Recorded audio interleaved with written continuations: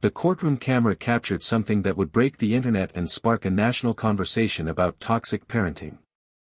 Barbara Henderson, a 58-year-old grandmother, sat in Judge Judy's courtroom with the kind of smug confidence that only comes from a lifetime of getting exactly what she wants through intimidation and control. Her perfectly styled hair, designer suit, and expensive jewelry screamed entitlement. But what she was about to experience would become the most savage judicial takedown in daytime television history, shared over 75 million times across every social media platform. This wasn't just another family dispute. This was the moment when a narcissistic mother learned that her adult daughter's life wasn't hers to control. Barbara had done the unthinkable. She had actually filed a lawsuit against her own daughter for $50,000 because her daughter refused to name her newborn baby after her. Not a request. Not a conversation. A lawsuit. Real legal action with real attorneys and real court filings, all because a 28-year-old woman dared to choose her own child's name. The audacity was staggering. The entitlement was breathtaking. And Judge Judy was about to dismantle this woman's entire worldview in front of millions of viewers. But here's what nobody knew when those cameras started rolling. Judge Judy had spent the previous evening doing something she rarely does for standard civil cases. She had personally reviewed police reports, court records, and restraining order filings that painted a picture of Barbara Henderson that was far darker than anyone imagined. She had discovered a pattern of controlling, manipulative, and borderline abusive behavior that stretched back decades. And she was about to expose all of it in the most methodical, devastating way possible. Before we dive into this incredible case, I want you to drop a comment telling me about the craziest family dispute you've ever witnessed or experienced. Have you ever dealt with a controlling parent or relative who thought they owned your life decisions? Share your story below because you're definitely not alone. And make sure you hit that subscribe button right now because what you're about to witness is Judge Judy at her absolute best, delivering a reality check so savage that it will restore your faith in justice and accountability. This isn't just courtroom drama. This is a masterclass in shutting down entitled behavior and protecting victims of family manipulation. Jennifer Martinez sat in the plaintiff's chair, visibly shaking, clutching a folder full of evidence that documented 2 years of harassment, threats, and emotional abuse. At just 28 years old, she had recently given birth to her first child, a beautiful baby girl named Emma Grace. It should have been the happiest time of her life. Instead, she was in court, forced to defend her basic right to name her own child. Her eyes were red from crying, her hands trembled as she organized her papers, and the exhaustion of new motherhood combined with legal stress was written all over her face. This was a young woman who had been pushed to her absolute breaking point by the person who was supposed to love and support her unconditionally. The baby's name, Emma Grace, had deep personal meaning. Emma was the name of Jennifer's husband's late sister, who had died tragically in a car accident 5 years earlier. Grace was Jennifer's middle name, a way to honor both sides of the family and create something meaningful and beautiful. When Jennifer and her husband chose this name, they did so with love, intention, and respect for their family history. It was their decision as parents, made together, with careful thought and emotional significance. Barbara Henderson had a different vision entirely. From the moment Jennifer announced her pregnancy, Barbara assumed without question that the baby would be named Barbara Rose Henderson Jr. She never asked. She never discussed it. She simply decided that this baby would be her namesake, and everyone else would fall in line with her demands. Barbara had gone so far as to order personalized baby blankets, clothing, and nursery decorations all embroidered with her own name. She spent over $2,000 on items that announced this child as her personal legacy. She told friends, family members, neighbors, and anyone who would listen that her namesake was on the way. She created an entire narrative in which this baby existed primarily to honor her. When Jennifer finally told her mother the name they had chosen, Barbara's reaction was nothing short of nuclear. She screamed at Jennifer over the phone, calling her ungrateful, selfish, and disrespectful. She showed up at Jennifer's house uninvited and berated her for hours about family obligations and respect for elders. When Jennifer tried to explain the meaningful reasons behind choosing Emma Grace, Barbara refused to listen. She didn't care about the deceased sister. She didn't care about Jennifer's feelings or her husband's grief. She cared only about what she wanted, what she demanded, what she believed she was entitled to receive. The harassment escalated rapidly after Emma was born. Barbara refused to visit the hospital. She refused to meet her granddaughter. She sent dozens of text messages and emails demanding that Jennifer change the birth certificate immediately. She called Jennifer a failure as a daughter and claimed that this decision had caused her severe emotional distress and public humiliation. She told family members that Jennifer had betrayed her and turned relatives against each other with her manipulation and lies. And then, 3 months after Emma's birth, Barbara did something that shocked even her own family members. She filed an actual lawsuit claiming $50,000 in damages for emotional distress and breach of implied family contract. Judge Judy had seen thousands of frivolous lawsuits during her decades on the bench and on television. She had dealt with entitled people, manipulative people, and delusional people. But something about Barbara Henderson's case had triggered her investigative instincts. The lawsuit itself was absurd on its face. No court would ever recognize a parent's legal right to control their grandchild's name. But the psychology behind it, the sheer audacity and entitlement required to file such a suit, suggested something much deeper and more troubling. So Judge Judy had done her homework.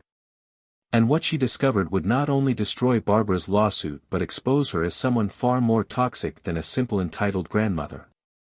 Barbara Henderson walked into Judge Judy's courtroom like she was entering a business meeting she fully expected to dominate and control. Her posture radiated confidence, her expression showed no hint of shame or self-doubt, and her entire demeanor communicated that she was the victim in this situation. She carried an expensive leather portfolio filled with what she considered ironclad evidence of her daughter's ingratitude. She had printed out bank statements showing every dollar she had ever spent on Jennifer from birth through college. She had created spreadsheets calculating the total cost of raising her daughter, arriving at the figure of $284,000. In Barbara's mind, this wasn't a lawsuit about a baby's name. This was about collecting on an investment that had failed to produce the expected returns. Barbara's entire life had been built on the foundation of control. At 58 years old, she had perfected the art of manipulating every relationship and situation to serve her needs and desires. She had been married 3 times, and each marriage had ended in divorce with restraining orders and accusations of harassment. Her own siblings had distanced themselves from her years ago, unable to tolerate her constant demands and her inability to respect boundaries. Her neighbors avoided her after years of complaints about noise, property lines, and perceived slights. Even her book club had quietly asked her to leave after she insisted on choosing every single selection and belittled anyone who disagreed with her opinions. But Barbara never saw herself as the problem. In her worldview, she was simply a woman with high standards surrounded by people who were too weak, too sensitive, and too ungrateful to appreciate her strength and leadership. Jennifer had grown up under Barbara's suffocating control, and every major decision in her life had been influenced or outright dictated by her mother. When Jennifer wanted to study art in college, Barbara had refused to pay tuition unless she chose business administration. When Jennifer dated a kind, creative man in her early 20s, Barbara had sabotaged the relationship by constantly criticizing him and creating family drama until Jennifer ended things just to keep the peace. When Jennifer got engaged to her current husband, David, Barbara had tried to take over the entire wedding planning process, showing up uninvited to venue tours and attempting to change everything from the flowers to the menu to the guest list. Jennifer had learned early in life that disagreeing with her mother meant facing emotional punishment, withdrawal of love, and campaigns to turn other family members against her.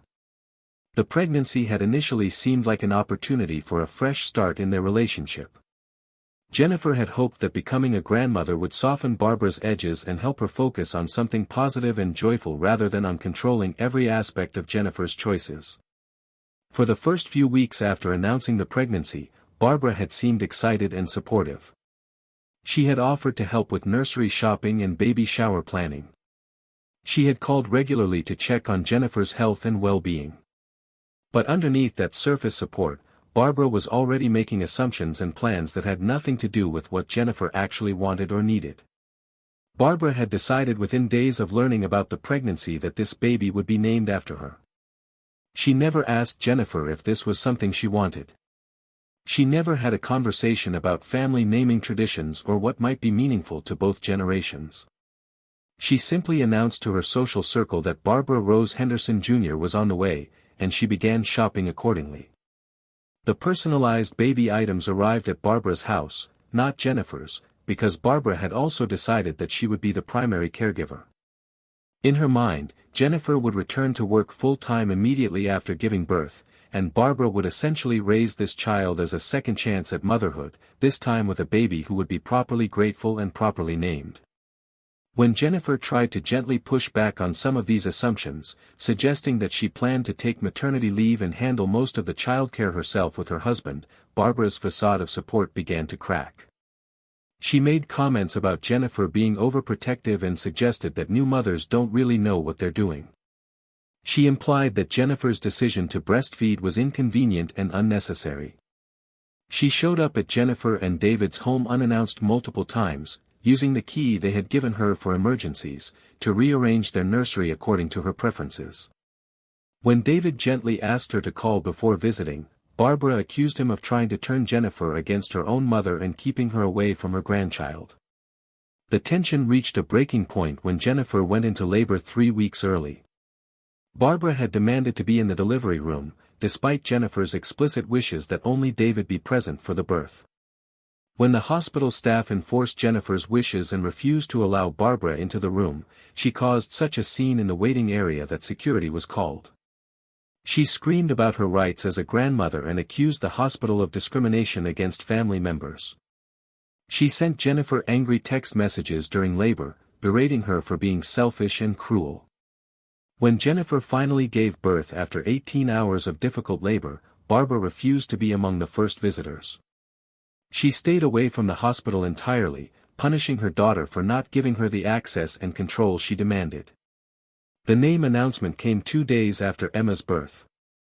Jennifer and David had carefully chosen the name Emma Grace, honoring David's late sister and creating something meaningful for their family.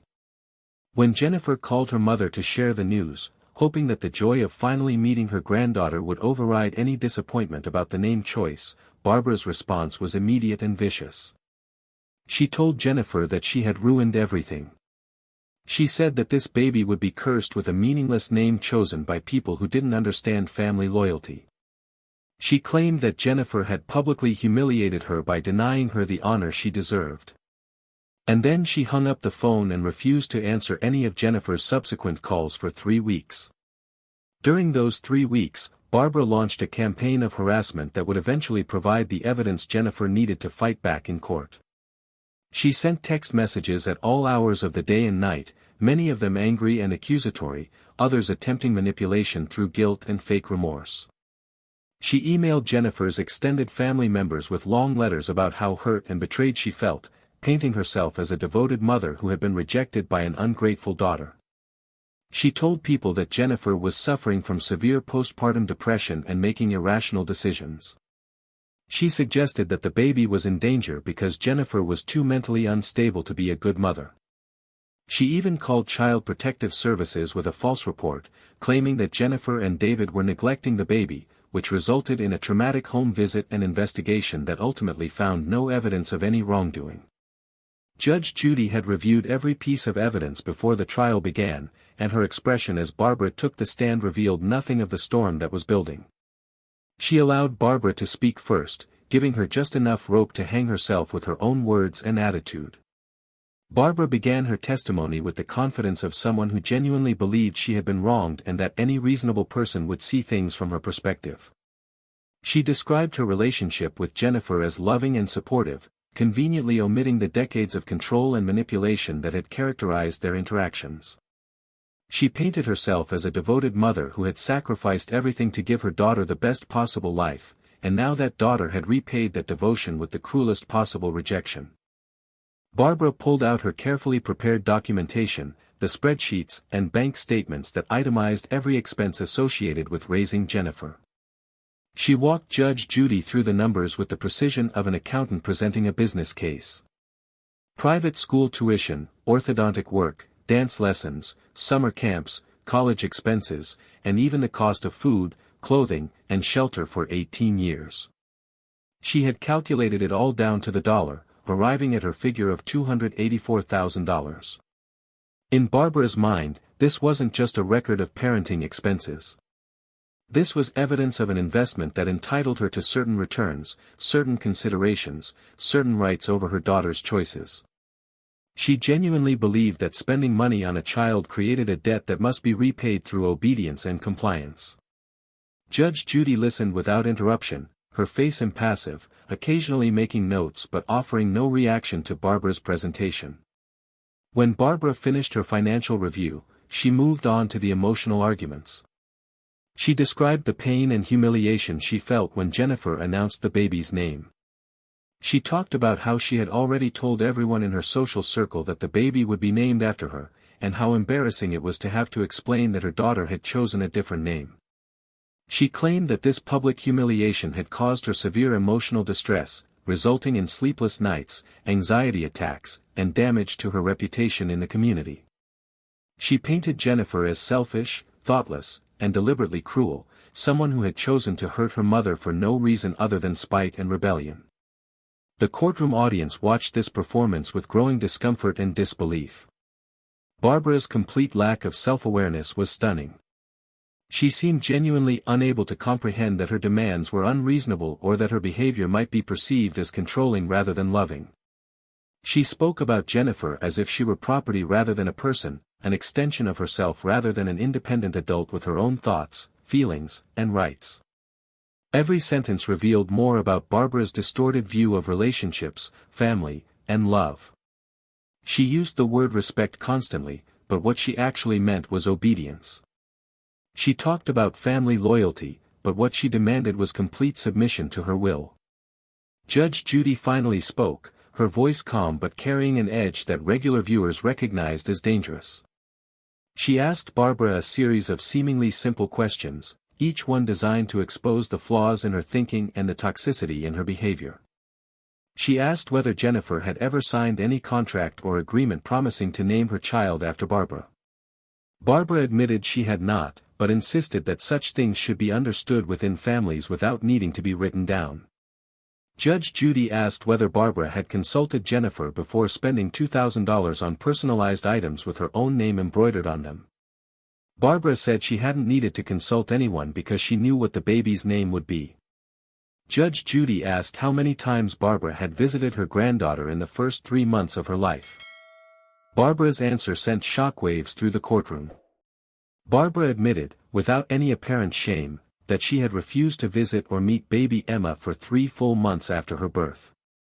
She justified this decision by explaining that she was waiting for Jennifer to come to her senses and fix the name situation. She actually used those words, fix the name situation, as if a baby's legal name could and should be changed to accommodate a grandmother's demands. She claimed that her refusal to meet her grandchild was not punishment but rather a necessary boundary to teach Jennifer about the consequences of disrespect. Judge Judy's expression shifted almost imperceptibly, a slight narrowing of the eyes that suggested Barbara had just made a catastrophic mistake without realizing it. The questioning continued, and with each answer, Barbara revealed more of her true character. Judge Judy asked about Barbara's own relationship with her mother, and Barbara's response was casual and dismissive. She explained that she hadn't spoken to her own mother in 15 years because her mother was controlling and toxic, someone who tried to dictate every aspect of Barbara's life and couldn't respect boundaries. The irony was completely lost on Barbara, but it landed like a bomb in the courtroom. Audience members exchanged glances of disbelief. Even the court reporter looked up from her keyboard with an expression of shock. Barbara had just described herself perfectly while criticizing her own mother, demonstrating zero self-awareness about the patterns she had repeated and perpetuated. Judge Judy leaned forward slightly, her voice taking on a tone that made everyone in the courtroom pay even closer attention. She asked Barbara to explain what she believed made someone a good mother. Barbara's answer was revealing and disturbing. She talked about providing for children, giving them opportunities, making sure they had the best of everything materially. She discussed discipline, structure, and the importance of children respecting their parents' authority. She mentioned sacrifice and how mothers give up their own dreams and desires to focus on their children's success. But nowhere in her lengthy answer did she mention love, emotional support, encouragement of independence, or respect for a child's individual identity. For Barbara, good mothering was transactional, authoritarian, and ultimately self-serving. Children existed to validate their parents' choices and reflect glory back onto the people who raised them. Jennifer sat listening to her mother's testimony with tears streaming down her face. This wasn't anger or frustration. This was grief. She was mourning the mother she had always wished she had, the supportive and loving parent who celebrated her choices rather than trying to control them. She was processing decades of manipulation and emotional abuse that she had normalized because it was all she had ever known. She was finally seeing, through the lens of Judge Judy's questions and her mother's revealing answers, just how abnormal and toxic their relationship had always been. And she was grieving for her daughter, hoping desperately that Emma would never have to experience the kind of conditional love and constant criticism that had defined Jennifer's own childhood. Judge Judy asked one more crucial question that would set up the devastating revelation to come. She asked Barbara whether she believed that parents have rights over their adult children's decisions, and if so, what those rights should include. Barbara's answer was lengthy and passionate. She argued that mothers never stop being mothers, that the bond between parent and child creates permanent obligations, and that adult children owe their parents respect, consideration, and deference in major life decisions. She claimed that modern society had lost sight of traditional family values and that young people today were too selfish and individualistic. She insisted that her lawsuit was not about control but about justice, about holding her daughter accountable for a betrayal that had caused genuine harm. She genuinely believed every word she was saying, completely convinced of her righteousness and her victimhood. Judge Judy sat back in her chair with the expression that longtime viewers recognized as the calm before an absolute demolition. She had listened patiently to Barbara's self-righteous testimony, allowed her to dig herself deeper with every entitled word, and now it was time to reveal what her research had uncovered. The courtroom fell into complete silence as Judge Judy opened a thick manila folder that had been sitting on her bench throughout the entire proceeding. Barbara noticed the folder for the first time and her confident expression flickered for just a moment, a crack in the facade that suggested some part of her understood that she might not walk out of this courtroom victorious after all. Judge Judy began speaking in that measured, authoritative tone that had made her a legend in courtroom television. She addressed Barbara directly, using her full legal name with deliberate formality.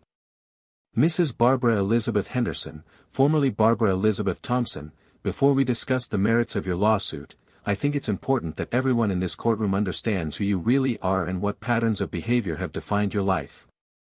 Barbara's face went pale as Judge Judy continued. You see, Mrs. Henderson, I don't just listen to what people say in my courtroom. I investigate. I look at records. I talk to witnesses. And what I discovered about your past is deeply relevant to this case because it reveals that this lawsuit isn't an isolated incident of a hurt grandmother seeking justice. This is part of a decades-long pattern of controlling, manipulative, and abusive behavior toward everyone in your life.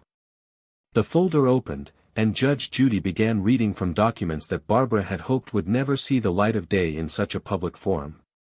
She started with Barbara's 3 marriages, each one ending in divorce with restraining orders filed by her ex-husbands. The first husband had documented years of emotional abuse, controlling behavior, and Barbara's insistence on managing every aspect of his life from his career choices to his friendships. The second husband's restraining order detailed Barbara's harassment after he tried to leave, including her showing up at his workplace, calling his family members to turn them against him, and making false accusations to his employer that nearly cost him his job. The third husband had filed for divorce after just 18 months of marriage, citing Barbara's inability to respect boundaries and her explosive rage whenever her demands weren't immediately met. Judge Judy's voice grew stronger as she moved through the documentation. But what's most relevant to today's case, Mrs. Henderson, is what happened between you and your own mother. Barbara's confident posture crumbled as Judge Judy revealed the stunning truth. 15 years ago, you filed a lawsuit against your own mother for $55,000. The reason for that lawsuit was that your mother refused to pay for your third wedding because she disapproved of your choice of husband. You claimed that as your mother, she was obligated to support your life choices financially and emotionally, and her refusal caused you severe emotional distress. The courtroom gasped audibly.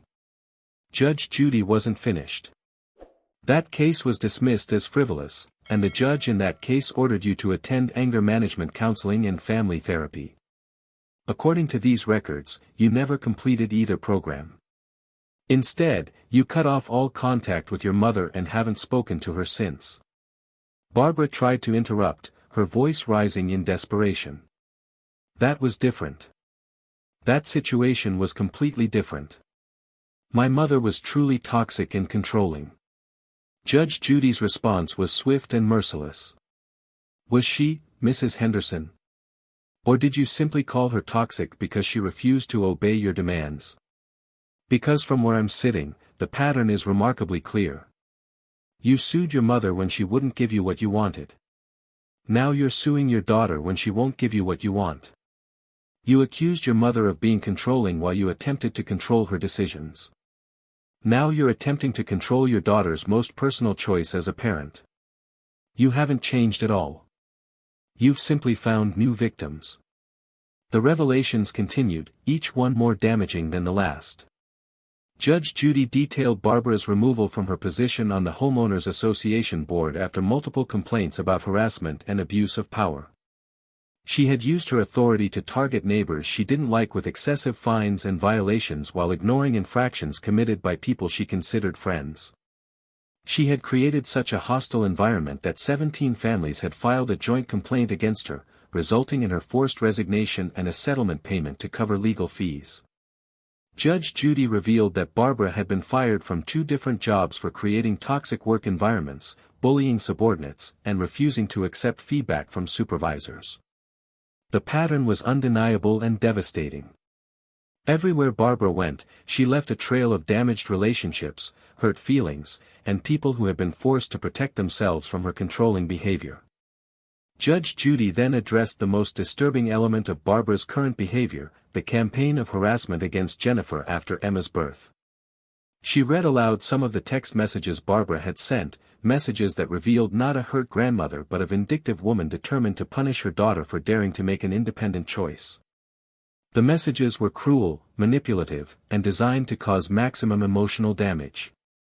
Judge Judy highlighted the false report Barbara had made to Child Protective Services, calling it exactly what it was, a weaponization of government agencies to harass and intimidate a new mother during the most vulnerable time of her life. She noted that making false reports to CPS was not only morally reprehensible but also illegal, and that Jennifer would have been well within her rights to press criminal charges. The courtroom was absolutely silent except for Judge Judy's voice as she delivered the verdict that would go viral across every social media platform. Mrs. Henderson, your lawsuit is not just frivolous, it is malicious, vindictive, and abusive. You are not entitled to control your adult daughter's choices. You are not entitled to demand that your grandchild be named after you. You are not entitled to $50,000 or 50 cents. What you are entitled to is a harsh dose of reality that apparently no one in your life has been strong enough to give you. Judge Judy's next words would become the most quoted line from the entire episode. Your daughter didn't name her baby after you because she doesn't want her child to grow up to be like you. And based on everything I've seen today, that is the smartest and most loving parenting decision she has ever made. Barbara's face went from pale to bright red, her mouth opening and closing as she struggled to find words. Judge Judy cut off any attempt at response. I am dismissing your lawsuit with prejudice, which means you can never file it again. I am ordering you to pay your daughter's legal fees, which amount to $8,500. I am also ordering that you have no contact with Jennifer, her husband, or her child unless Jennifer explicitly invites that contact. If you violate this order, she can file for a restraining order and you will face legal consequences. Furthermore, I am providing the court with documentation of your false CPS report, and I encourage the district attorney to investigate whether criminal charges are appropriate. But Judge Judy saved her most savage commentary for last. Mrs. Henderson, I have been a judge for over 35 years. I have seen thousands of cases involving family disputes, controlling parents, and entitled people who believe the world owes them something. But rarely have I encountered someone with as little self-awareness and as much destructive narcissism as you have displayed today. You sat in this courtroom and described your own mother as toxic and controlling, completely oblivious to the fact that you were describing yourself. You listed all the money you spent raising your daughter as if love were a transaction and children were investments that must produce returns. You admitted that you refused to meet your own granddaughter for 3 months as punishment for your daughter's independence. And through all of this, you have shown not 1 ounce of genuine remorse, self-reflection, or understanding of how your behavior has harmed the people around you. Judge Judy's final statement was delivered with the kind of authority that comes from decades of experience dealing with people who refuse to accept responsibility for their actions. Mrs. Henderson, you need professional help. You need therapy to address your control issues, your narcissism, and your complete inability to have healthy relationships with other people. But I suspect you won't seek that help because people like you never believe they're the problem. You will leave this courtroom believing you were treated unfairly, that I don't understand your situation, and that your daughter is still the ungrateful villain in your story. That is your choice. But understand this clearly, you have lost. You have lost this case. You have lost your relationship with your daughter. You have lost the opportunity to know your granddaughter. And you have lost any remaining shred of dignity or sympathy that anyone might have had for you. Case dismissed. The courtroom erupted in spontaneous applause as Barbara sat frozen in shock and humiliation. Jennifer collapsed into tears of relief and validation, finally hearing from an authority figure that she was not crazy, not ungrateful, and not wrong for setting boundaries with her toxic mother. Barbara stood up slowly, her hands shaking, her face a mask of rage and disbelief. She tried to approach Jennifer, but the bailiff stepped between them immediately. Barbara's final words as she was escorted from the courtroom were captured by the cameras and would be replayed millions of times online. This isn't over. I'm her mother. She can't just cut me off. I have rights. Judge Judy's response to those departing words was the perfect final nail in the coffin. No, Mrs. Henderson. You don't. Within hours of the episode airing, the video clips went viral. The hashtag #SavageJudyJudy trended worldwide. Mental health professionals praised Judge Judy for publicly calling out narcissistic parenting patterns. Thousands of adult children of toxic parents shared their own stories in the comments, many saying they felt validated and seen for the first time. Legal experts discussed the case on news programs, using it as an example of how family courts should handle manipulative lawsuits filed by controlling parents. Barbara Henderson became the most hated grandmother in America, while Jennifer became a symbol of courage for people learning to set boundaries with toxic family members. And baby Emma Grace grew up protected, loved, and cherished by parents who understood that the greatest gift they could give her was freedom from the cycle of control and manipulation that had defined previous generations. Sometimes the most savage response isn't cruelty. It's simply the truth delivered by someone brave enough to say it out loud.